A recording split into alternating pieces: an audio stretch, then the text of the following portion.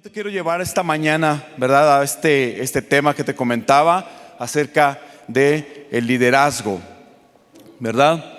Y hermano, nosotros tenemos una forma de servir. Nosotros también tenemos una forma de liderar. Cada uno de nosotros hemos sido llamados a este servicio, ¿verdad? Algunos de nosotros ya algunos están en posiciones de liderazgo, algunos estamos sirviendo, ¿verdad? Pero el Señor siempre nos quiere llevar a más en cada momento, a cada instante de nuestras vidas, hermanos. Dice Myles Munroe en su libro El espíritu del liderazgo, dice: usted nació para liderar, pero debe convertirse en un líder. Cada ser humano fue dotado por el Creador con el potencial de liderazgo en un área específica de talentos. Luego entonces vemos que tú y yo tenemos un talento, que tú y yo tenemos dones específicos que el Señor ha puesto en nuestras vidas y que tenemos que desarrollarlos también, trabajar en ellos. Y bien, hermano, en esta mañana este tema le he titulado Llamados a servir, puntos suspensivos, y a liderar. ¿Sabes? Porque el Señor nos está llamando a servir, pero también a ser líderes. ¿Cuántos líderes tenemos aquí? Y no estoy hablando de posiciones, no estoy hablando de posiciones de liderazgo. Estoy hablando de personas que tienen ese potencial para ser líderes. Yo quiero que levantes tu mano. Si tú estás, ¿verdad?, en tu casa, ¿verdad?, tú eres papá, tú eres mamá, ahí tú ya tienes un liderazgo de entrada. Si tú, ¿verdad?, ahí en tu trabajo estás sobre gente que está a tu cargo, tienes un liderazgo. Si tú estás en la escuela y a lo mejor eres el jefe de grupo, ya tienes un liderazgo. Cada uno de nosotros tenemos un grado de liderazgo, mis hermanos. Y quiero hablarte en esta mañana, vamos a abordar un par de ideas y después vamos a meternos más profundo en lo que es el tema, ¿verdad? Vamos a abordar un par de ideas a manera de introducción y después vamos a abordar ya el tema, vamos a sumergirnos más profundo en él, ¿no? Y mira, te quiero hablar de un hombre que fue obligado a abandonar en un momento determinado su carrera militar.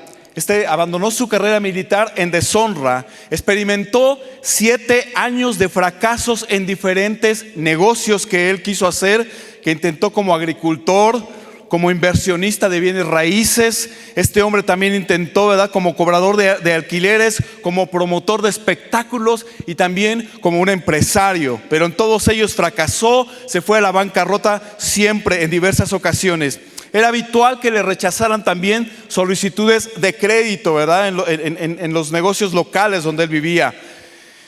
Y por fin no tuvo otro remedio que vender un viejo reloj que él tenía, y lo vendió para poder comprar regalos de Navidad para sus hijos.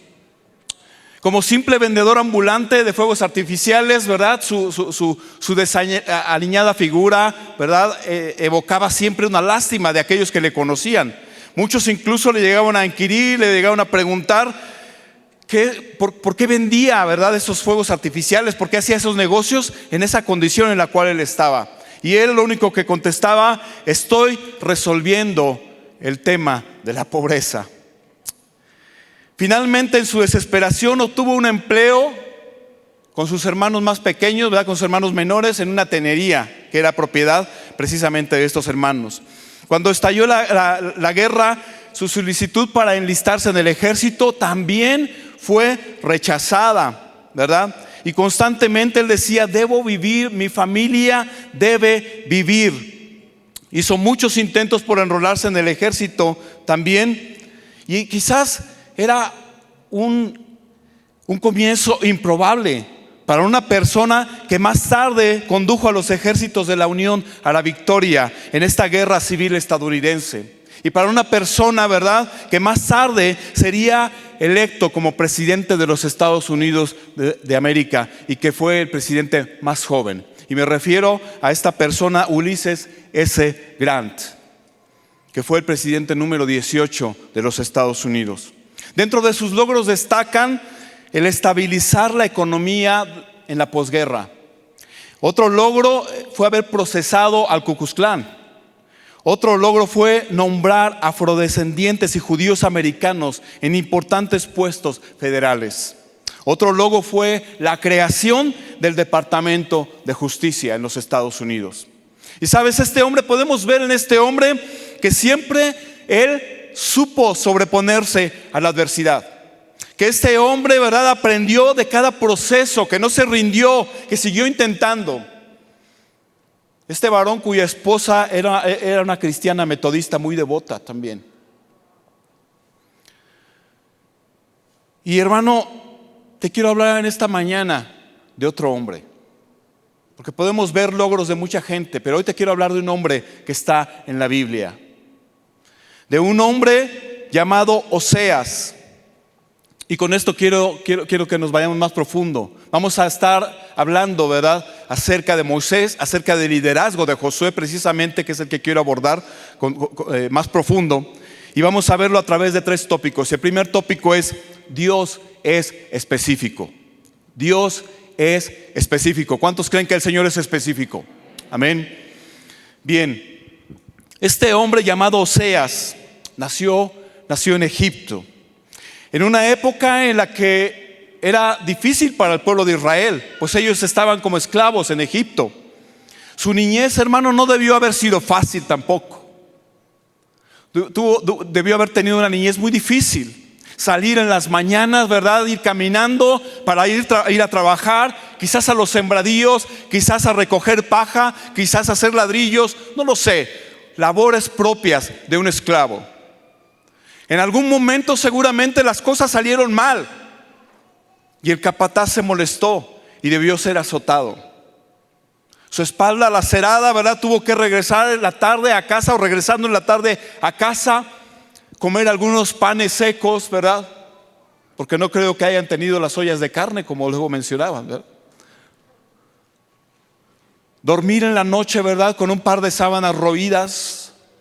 Y estar pensando en la noche que no quería, así como algunos de nosotros, que llegara el lunes, ¿no?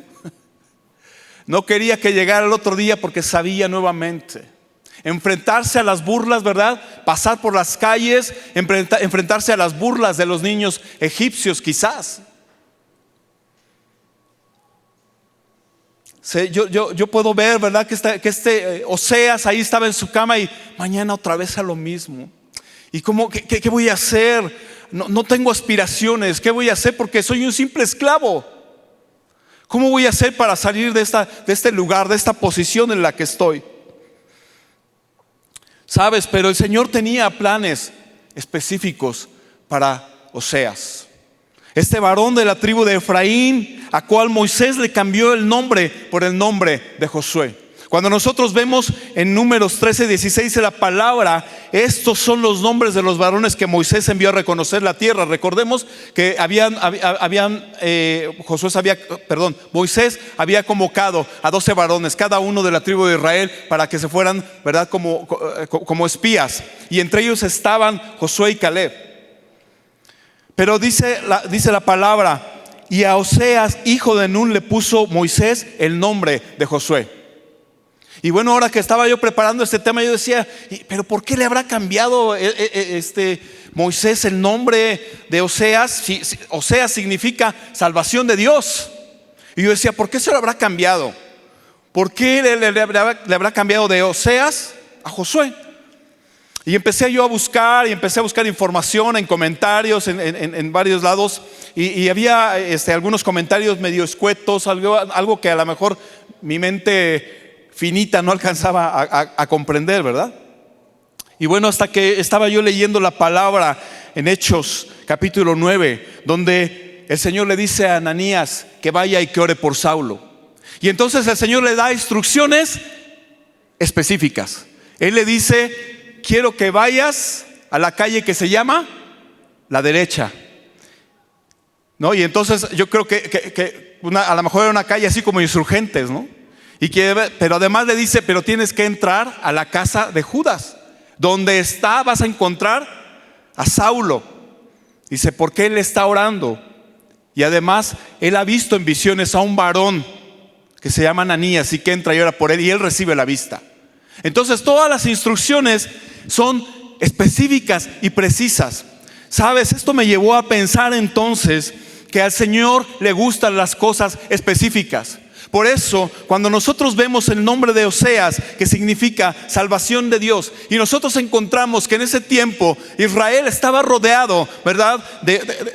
Acababa de dejar la tierra de Egipto un par de años atrás y había muchos dioses para todo había.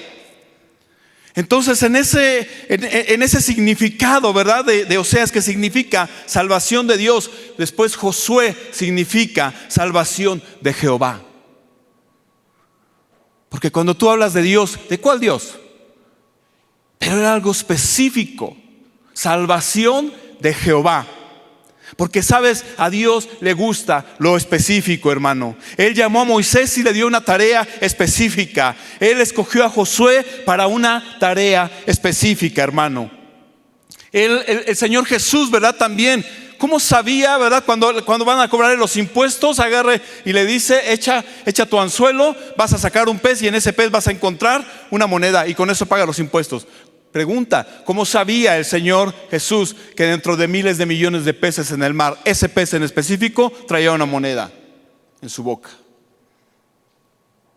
Porque al Señor le gustan las cosas específicas. Y hermano, muchos de nosotros venimos también de entornos de golpes quizás. Muchos de nosotros venimos de situaciones de adversidad. Muchos de nosotros hemos sido lastimados física y psicológicamente también, hermanos. Muchas veces nos fuimos a la cama, a veces sin comer porque no había la economía para ello. Muchas veces, ¿verdad? Algunos de nosotros sufrimos el abandono de papá que se fue de casa. O quizás partió con el Señor. Y entonces las cosas se volvieron aún más difíciles. Pero sabes, hermano, al Señor no le interesa nuestro origen. Al Señor no le interesa nuestro origen. El Señor se valió de mucha gente para hacer su voluntad. El Señor se valió de doctores, de personas que hacían tiendas. El Señor se valió de pescadores y hasta de un burro se valió para rendir y hacer su voluntad.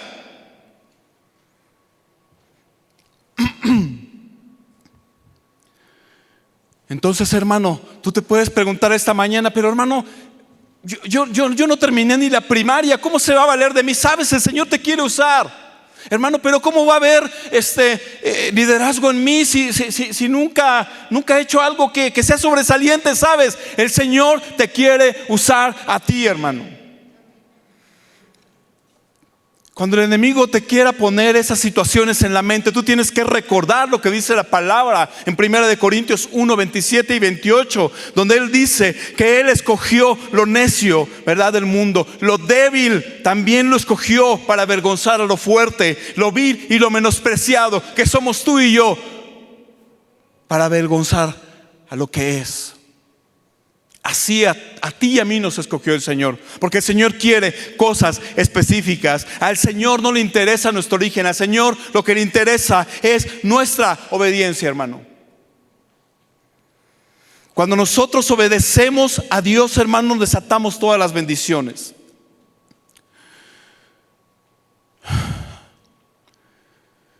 Cuando nosotros obedecemos a Dios, se empieza a cambiar todo nuestro entorno. Cambia tu familia, cambia tu trabajo, cambian las relaciones, cambia tu matrimonio, cambia todo porque hay obediencia, porque estás aprendiendo a caminar con el Señor. No puedes caminar en obediencia y empezar a tener cosas malas. No, porque cuando uno obedece la palabra de Dios, el Señor abre la ventana del cielo sobre ti y sobre mí, hermano. Dios escogió así de la misma forma que Él llamó específicamente a Moisés, a Josué y a cada una de las personas que conocemos en la palabra. Dios escogió a Gabriel Zaragoza Alacio, de 1,86 metros de estatura, de 88 kilos de peso, un poco pasadito, hermano, que calza del número 27, que usa camisa talla extra large. ¿Por qué te estoy diciendo esto? Porque ya viene mi cumpleaños y quiero que me regales algo. No, te estoy diciendo esto porque Dios es específico. El Señor no escogió a Pepito, al Pepito que vive acá no sé, en la colonia industrial Vallejo. No escogió a Pepito que vive acá en Ecatepec. El Señor escogió al Pepito que eres tú. El Señor escogió, pudo haber escogido al Gabriel que vive en otra colonia, pero el Señor escogió a Gabriel porque Él es específico, porque Él quiere tratar directamente con la persona que quiere tratar.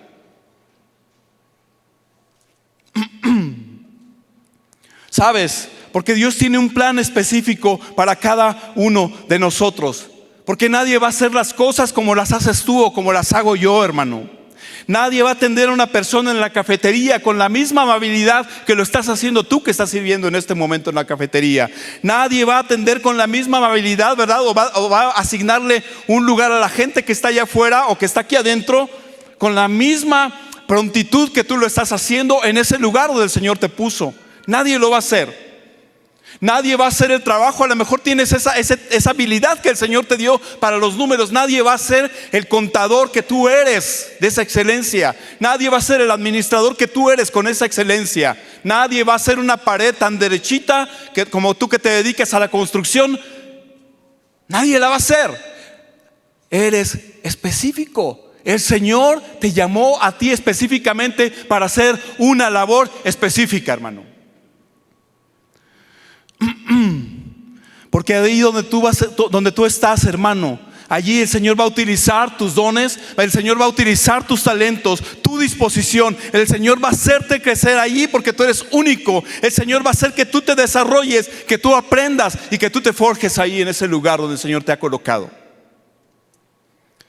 Todo liderazgo, hermano, debe pasar por un proceso, como ya hablamos al principio. Josué tuvo que pasar por sufrimientos, por situaciones de adversidad, porque era parte de un proceso, hermano. Así que cuando las cosas se compliquen, ¿verdad? Cuando las situaciones de prueba lleguen a nuestra vida, hermano, cuando haya aflicción, cuando haya escasez, cuando haya enfermedad, todo es parte de un proceso.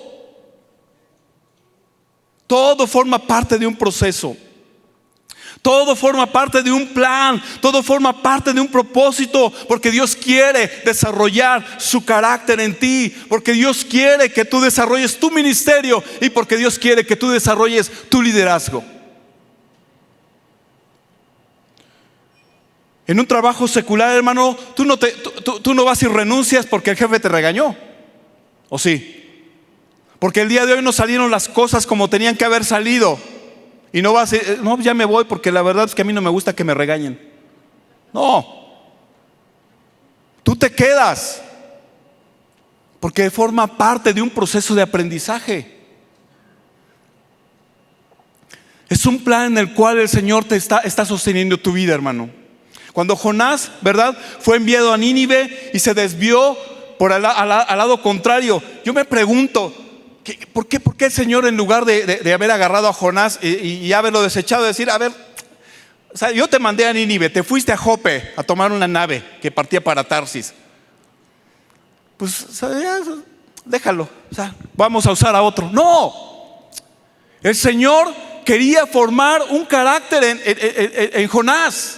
Por eso nuevamente Él va y manda ese pez, ¿verdad?, para que se lo trague cuando lo echan ahí por la borda. Porque quería el Señor forjar carácter en Jonás. Porque quería mostrarle el amor que Él tenía, que el Señor tiene por una población de más de 120,000 personas a las cuales Él quería salvar. Y que Jonás no quería ir a predicar porque él sabía que el Señor se iba a arrepentir. Porque sabía también que iba a haber un arrepentimiento en ese lugar. Y él no quería ir a predicar. El Señor después le manda una calabacera, ¿verdad? Y él se alegra porque el sol le estaba quemando. Después el Señor hace nacer un gusano que se come esa calabacera. Y bueno, al final otra vez se vuelve a molestar, ¿no? Y el Señor otra vez va y quiere forjar el carácter. Y dice, a ver, tú te alegraste por esa calabacera que no sembraste, no hiciste nada. ¿Cómo no me iba mi corazón a compungirse por 120,000 personas que iban a proceder al arrepentimiento? Hermano, lo que te quiero decir con esto es que el Señor, donde te ha colocado, es porque Él quiere forjar tu carácter. Y tú puedes decir, es que yo ya me aventé 4 años en la cafetería. Pues el Señor quiere seguir trabajando en ti. Es que yo ya llevo 3 años lavando baños. Pues sí, hermano, el Señor quiere trabajar algo en ti. Y a lo mejor no has podido pasar la prueba, no has podido pasar el examen. Por eso el Señor te ha puesto a trabajar, ¿verdad?, en el ministerio de niños, porque quiere probar tu paciencia. Por eso el Señor te ha puesto en el grupo de alabanza, porque quiere probar si realmente, ¿verdad?, eres un adorador en espíritu y en verdad. Porque quiere probar que no eres una persona que solamente eres un cantante, que solamente tocas un instrumento, o que quieres estar aquí colocado, ¿verdad?, bajo las luces del reflector. El Señor quiere probar tu corazón. ¿Sabes? Y tarde o temprano las cosas salen a flote, las cosas salen a la superficie, porque no hay nada oculto que no tenga que ser revelado, dice la palabra del Señor.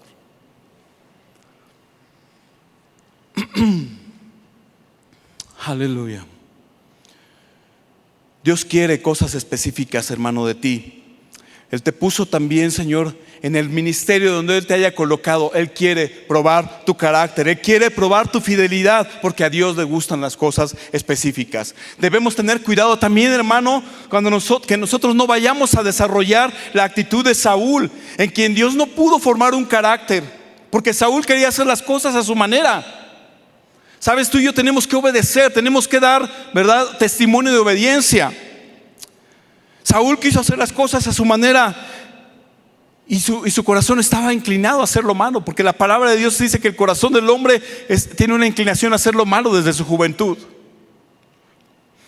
Saúl no tenía un corazón enseñable, porque la soberbia le consumió, porque la soberbia nos lleva a hacer las cosas a nuestra manera. Por eso mi hermano, inclusive hay tantas religiones, porque la religión es el intento del corazón del hombre por acercarse a Dios a través de sus propios medios.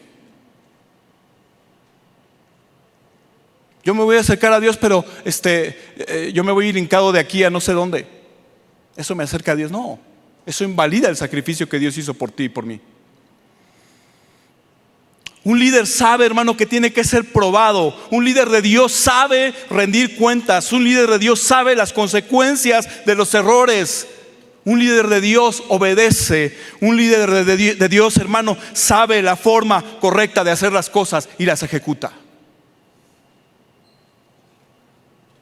Número 2, un líder ve las cosas desde otra perspectiva.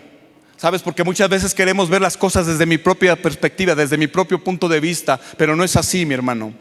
Dios le dio instrucciones específicas a Moisés en Números 13, 2 y 3, y dice: envía a tus hombres que reconozcan la tierra de Canaán, la cual yo doy a los hijos de Israel. De cada tribu de sus padres enviarás un varón, cada uno príncipe entre ellos. Y Moisés los envió desde el desierto de Parán, conforme a la palabra de Jehová. Y todos aquellos varones eran príncipes de los hijos de Israel. Ahora bien, cuando la palabra nos habla de príncipes, no significa que fueran hijos de un rey, que sabemos que somos hijos de un rey, ¿verdad? Sino que está hablando de personas que tenían cierta influencia, que eran líderes en sus tribus, ¿verdad? Que eran personas aptas para el liderazgo militar, se suponía. A estos varones se les dio una misión específica. Y tenía una cosa, mi hermano, era que tenían, por eso fueron escogidos, porque ellos debían tener otra perspectiva de ver las cosas. Fueron enviados, ¿verdad?, estos 12 espías, y a su regreso dan un reporte totalmente lleno de fatalidad. Al cabo de 40 días, ¿verdad?, estos 2 espías regresan a rendir su reporte, y 10 de ellos rinden un reporte totalmente de fatalidad. Es que hay gigantes allá. Es que vimos a los amorreos, a los amalecitas, a los heteos, y además son ciudades fortificadas. ¿Sabes, hermano? Porque existen personas que le encuentran lo malo a todo, que ven lo malo, ¿verdad?, en el liderazgo de la iglesia. Ay, ¿y por qué ese hermano está allí? Ese hermano no tiene ni siquiera las características para ser un líder. Ven lo malo en los ministerios. No, si yo estuviera en ese ministerio, no, las cosas cambiarían, Ven lo malo hasta en su trabajo, en su casa. Ven lo malo en el país. No, es que la crisis está, no, es que, y empiezas a componer el mundo. Ven lo malo en el gobierno. Es que estaríamos mejor con pon el nombre que quieras.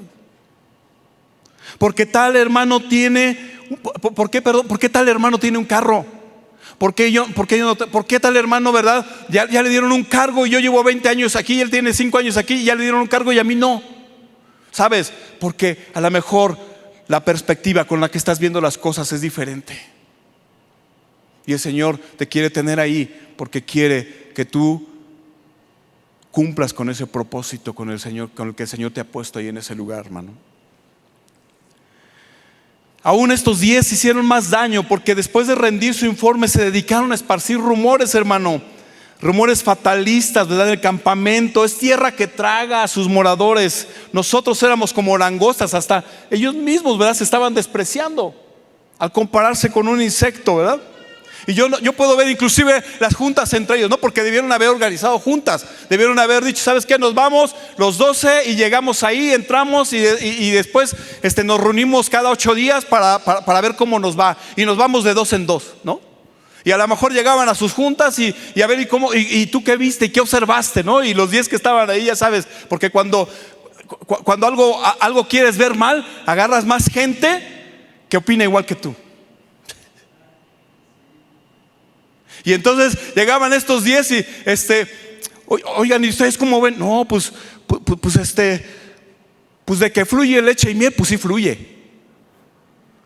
Pero pues la verdad es que nosotros vimos unos cuates que estaban bien grandotes, de 2 metros, 2 metros y medio, y pues la verdad, pues nosotros sí, yo sí me vi como langosta, ¿no? Y entonces Josué y Caleb que tenían otro espíritu, ¿verdad? Y Josué diciéndole a Caleb, ¿cómo ves, Caleb? ¿Crees que podamos? Y Caleb, ¿Y cómo ves, Caleb? Aquellos grandotes que entre más grandotes mejor caen.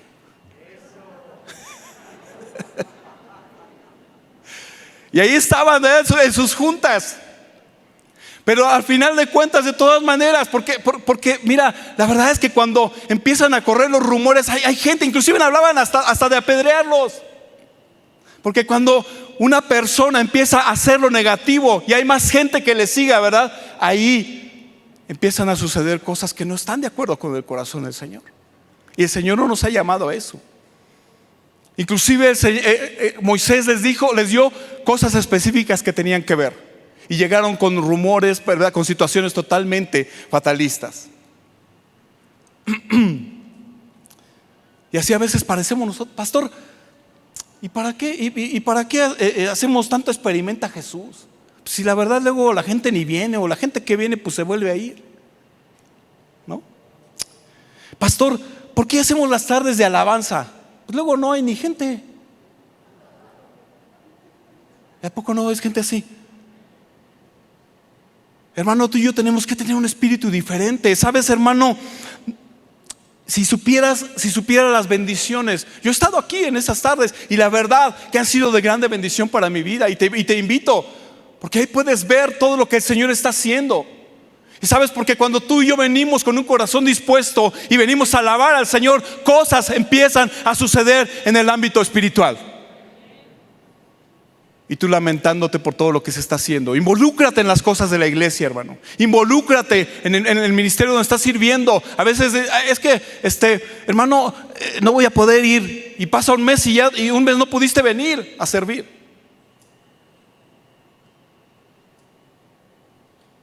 ¡Sas!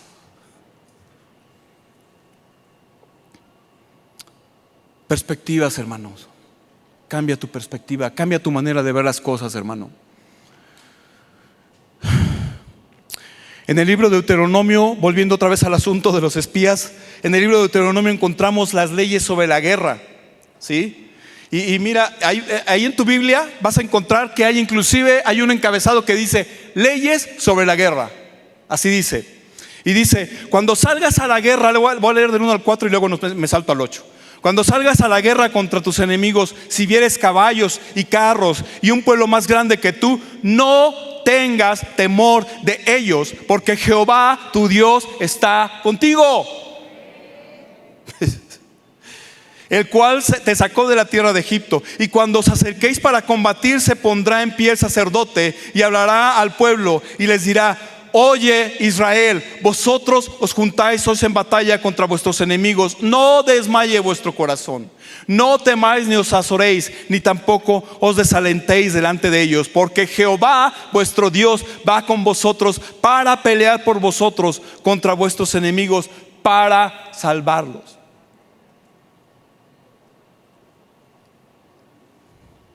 El 8.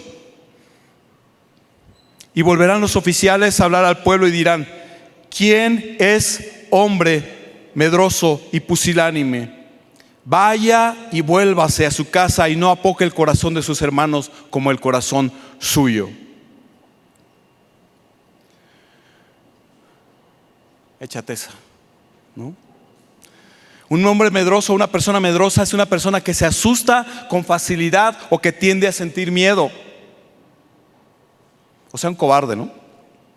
Un pusilánime es el que muestra poco ánimo y falta de valor para emprender acciones o enfrentarse a peligros o dificultades o soportar desgracias. Porque la palabra de Dios, ¿verdad?, tiene razón en todo lo que habla. Cuando tú vas a Josué 2, 10 y 11, ¿verdad?, donde habla esta Rahab y les empieza a decir a los espías, a los 2 espías que fueron enviados después, 2 espías, y les dice: es que nosotros sabemos que todo esto que va a pasar viene de Dios, porque hemos escuchado cómo Dios les sacó a ustedes de la tierra de Egipto con mano poderosa, ¿verdad? Y el ánimo de todos ha decaído. O sea, todos habían contagiado de miedo. Lo que te decía, o sea, contagias a la demás gente de situaciones negativas. Todos estos hombres, hermano, estos 12 habían salido de la tierra de Egipto. Estos 12 habían visto las 10 plagas, habían cruzado el mar rojo en seco, habían visto cómo los carros de Faraón se hundían en el mar. Todos ellos habían visto también, ¿verdad?, todos estos milagros. Entonces, ¿por qué no todos creyeron? ¿Por qué solamente 2 tenían una opinión diferente? ¿Sabes, hermano? Porque muchas veces nos acostumbramos a ver las cosas solamente. Vemos los milagros, pero no creemos en ellos. ¿Será cierto? Aquí en el grupo de conexión había una persona que le fue detectada cáncer. La empezaron a buscar por todos lados. Andaba ella como si nada por todos lados, y le hablaron hasta que la encontraron y le dijeron: usted tiene cáncer y tiene que atenderse rápidamente, porque está en una fase ya muy, muy fuerte. Empezamos a orar en el grupo. Ella también empezó a ayunar y todo. Y cuando fue la siguiente ocasión, el doctor dijo: no, esto no puede ser. A ver, háblenle a quien hizo los estudios. A ver, háblenle acá y allá y a todo mundo. Porque los exámenes estaban limpios.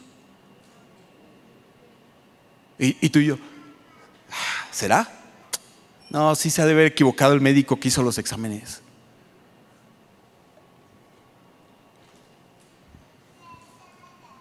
Sabes, hay gente que no se compromete.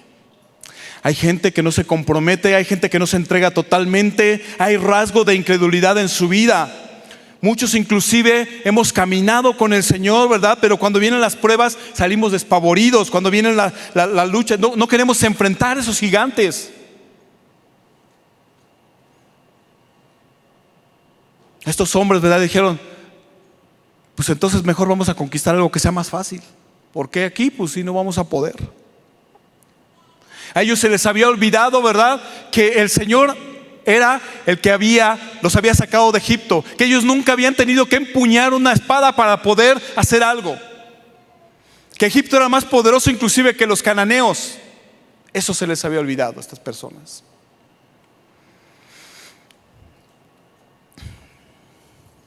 Tenemos que aprender a ver las cosas desde la perspectiva de Dios. El Señor, ¿verdad?, el Señor Jesús decía: ay de ti, Corazón, ay de ti, Betsaida, porque si en Tiro y en Sidón se hubieran hecho los milagros que han sido hechos en vosotras, tiempo ha que se hubieran arrepentido en silencio y en ceniza. Y a Tomás le dice: porque me has visto, Tomás, creíste. Bienaventurados los que no vieron y creyeron. Hermano, la incredulidad provoca que las bendiciones de Dios no lleguen a nuestra vida. La incredulidad es un signo de soberbia, porque da por sentado que nosotros solamente creemos en lo que vemos.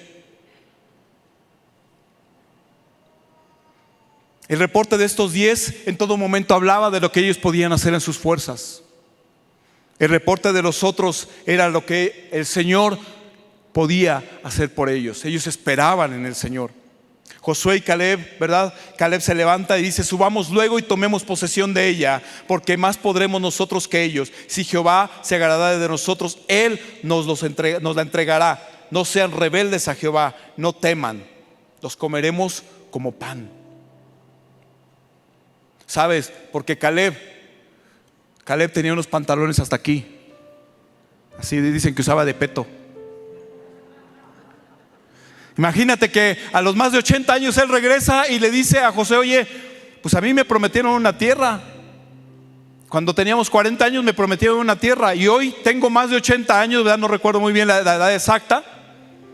Y dice: y hoy vengo a reclamar esa tierra, ¿no? Dice: ¿cuál era mi fuerza entonces? Tal es mi fuerza hoy. ¿Sabes? Porque ellos eran de otro calibre, porque era de un espíritu diferente, hermano. El Señor te llama a ser de un espíritu diferente, a ver las cosas desde una perspectiva diferente, a ver las cosas de que no, yo salí de aquí, yo salí de lo más humilde, lo que sea, cual sea tu pasado, no le interesa. Al Señor lo que le interesa es tu obediencia, que tú te entregues a Él de todo corazón. Número 3, un líder siempre está cerca de Dios. El resultado de la incredulidad, hermano, de estas personas fue vagar 40 años por el desierto. Imagínate la frustración que tuvo Josué, que tuvo Caleb, de 40 años por la culpa de otros. Cuando ellos habían creído con todo su corazón que el Señor podía hacer lo que Él había dicho que iba a hacer. Hermano, muchas veces vamos a sufrir por terceras personas. Muchas veces, hermano, va a haber murmuración contra ti, y más cuando estás en un lugar de liderazgo. Muchas veces va a haber murmuraciones, muchas veces van a hablar de ti. Pero hermano, tú eres de un espíritu diferente. Todo esto, mi hermano, te tiene que llevar a crecer. Todo esto te tiene que llevar, hermano, a formarte como un líder. No a que te pongas tierra de por medio y digas: ya me voy de la iglesia, porque la verdad es que puros hipócritas ahí. ¿No? No estamos dispuestos a pagar un precio. Lo que queremos es agarrar nuestras canicas e irnos. ¿No? Cuando eras chavo así pasaba. Te enojabas: no, yo ya me voy. Agarrabas tus canicas y te ibas a tu casa.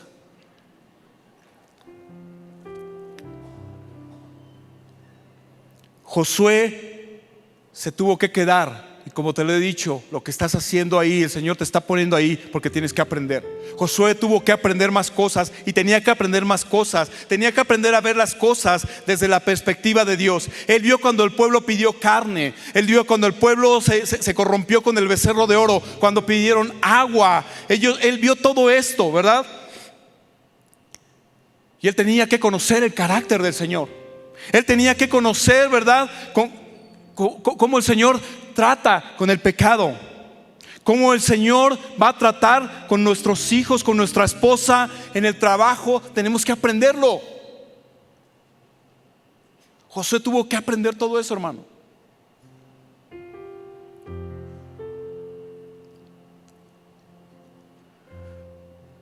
¿Sabes? Nosotros tenemos que aprender a ver como líderes, hermanos.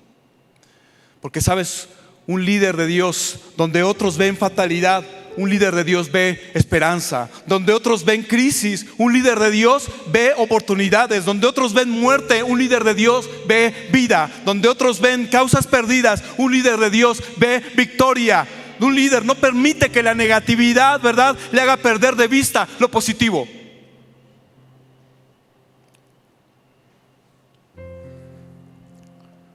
Durante estos 40 años Josué tuvo que ser probado en varias cosas, en humildad, ¿verdad?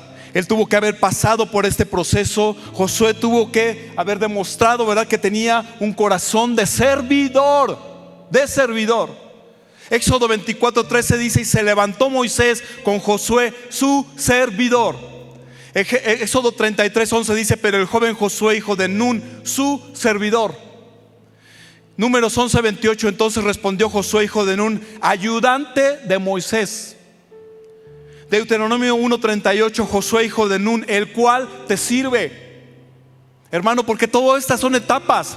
No puedes llegar y querer un liderazgo. Tenemos que llegar y servir y ponernos la camiseta y sudarla, y después el Señor va a ver tu fidelidad y el Señor te va a llevar a sitios de liderazgo. Y necesitamos estar preparados, hermano. El Señor no quiere un pusilánime. El Señor no quiere un medroso.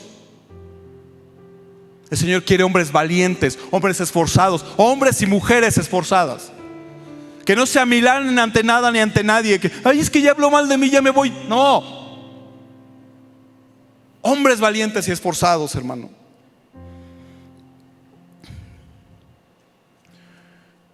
Aleluya. Josué tenía que demostrar fidelidad a Dios. Josué tenía que demostrar obediencia y sometimiento, ¿verdad? Cada uno de nosotros tenemos que demostrar obediencia y sometimiento a las autoridades, ¿verdad? Al que cuida los autos, ¿verdad? Porque a veces llegamos y casi así de, ay, hermano, me lo estacionas, ¿no? Y una lavadita si puedes, ¿no? Y llegan aquí, hermano, ¿te sientas aquí? No, hermana, es que aquí no se ve bien. Yo quiero un lugar aquí adelante en la segunda fila, porque la primera pues ya está apartada. Y llegaste 15 minutos después de que inició la alabanza, ¿no? Y hasta te enojas, ¿no?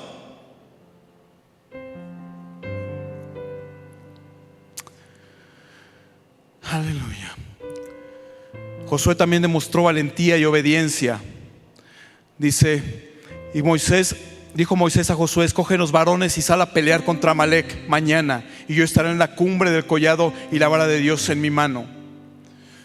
¿Qué le hubieras dicho tú a Moisés? No, mejor tú vete a pelear y yo me subo a la cumbre y con mi varita, ¿no? No, Josué obedeció. Josué tuvo que ir a rifársela, hermano. Sabes, muchas veces tú y yo tenemos que dar la milla extra como servidores, como líderes. ¿Sabes? Yo veo, por ejemplo, a los hermanos ancianos, ¿verdad? Que de repente ya son las 4 de la tarde y la gente, estamos aquí platicando muy a todo dar, y ellos están esperando que nos salgamos para que puedan irse a su casa y cerrar la puerta de la iglesia, ¿no? Y ahí está la milla extra, ¿no? Esperarse hasta que todos se van para que tú puedan cerrar. Tenemos que dar la milla extra, hermanos. La tercera, Josué buscaba de Dios siempre. Dice que el joven Josué, hijo de Nun, servidor de Moisés, nunca se apartaba del tabernáculo. El tabernáculo representaba la presencia de Dios en medio del pueblo de Israel, y Josué nunca se apartaba de allí, hermano, porque él necesitaba estar en contacto con su mentor, que era Moisés, y no era su guardaespaldas personal. Todo lo que hacía Moisés no era por voluntad propia, todo venía directamente del corazón de Dios. Josué quería aprender eso. David decía: una cosa he demandada a Jehová, esta buscaré, que esté yo en la casa de Jehová todos los días de mi vida.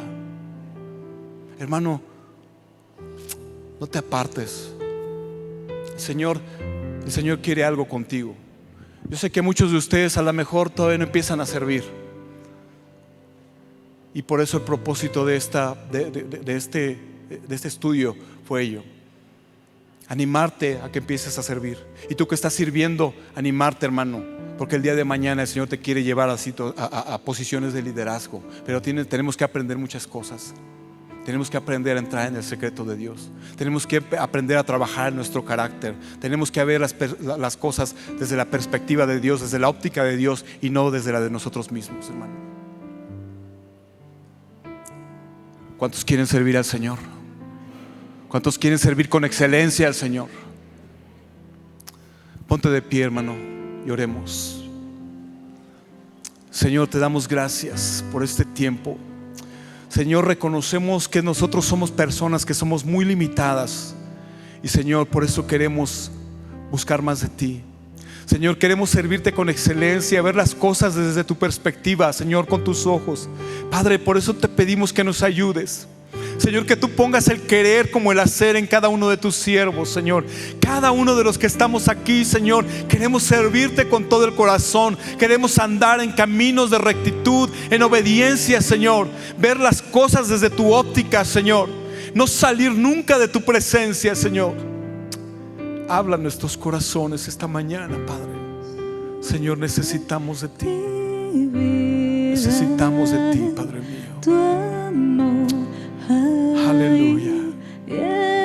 Entrégale tu corazón al Señor y dile: Señor, úsame. Dile: Señor, úsame, úsame. Donde quiera que tú me quieras usar, Señor, yo quiero comenzar desde abajo. No busco las posiciones, Señor. Yo lo que quiero es servirte solamente, Padre. No me importa si voy a servir cafés, no me importa si voy a levantar papeles, no me importa si voy a lavar baños, no me importa. Yo lo que quiero es servirte con prontitud, con diligencia. Aleluya. Mi confianza está en ti, Señor, y no seré movido. Santo como tú no hay nadie, Dios incomparable. Abres tú mis ojos, Cristo. Quiero conocerte más, Dios, ser lleno de ti hoy y llevar tu amor al mundo.